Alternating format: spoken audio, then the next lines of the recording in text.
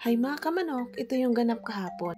Pagkatapos ko nga pumunta sa post office at Iki-Ikimura Supermarket, ay dumiretso kami ni Senpai Novi sa 7-Eleven. Nilalakad nga lang talaga namin ng 7-Eleven dito. Medyo malayo pero kaya naman, tsaka exercise na rin to. Naglakad-lakad nga kami kahit medyo maambon. Sabi nga ni Senpai ng umagang yan, kung hindi daw matuloy sa Costco, sa 7-Eleven na lang. Nagkakasundo rin kasi talaga kami pagdating sa tinapay. Kaya nga dito kami sa 7-Eleven at ito yung malapit. Ito at nakarating na kami sa 7-Eleven. Ako kasi minsan talaga gusto ko rin mapag-isa kaya minsan napupunta talaga ako dito kahit ako lang. At dahil syempre nga tinapay ang una kong pinuntahan at ito ngay wala pa yung deliver na bago.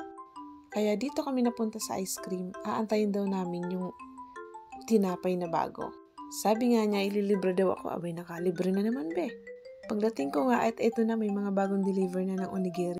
Sabi ko nga ay magto 2 weeks na talaga akong hindi nakakatikim ng kanin.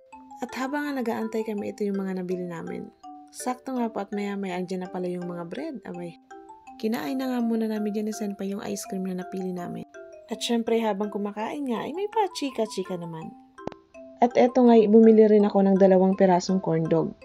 Sabi rin ni Senpai ay hindi siya neto bumibili pag dito siya sa 7-Eleven kumakain. Sabi ko nga ay sakto po ay tikman mo na lang at napakasarap.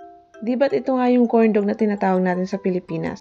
Sabi ko nga hindi lang naman netong gawin pero syempre wala pang time, wala pa sa plano. Pero minsan nga ay parang gusto ko ring subukan. At syempre pagkatapos nga namin makain yung mga binili namin at eto na may mga bago ng deliver.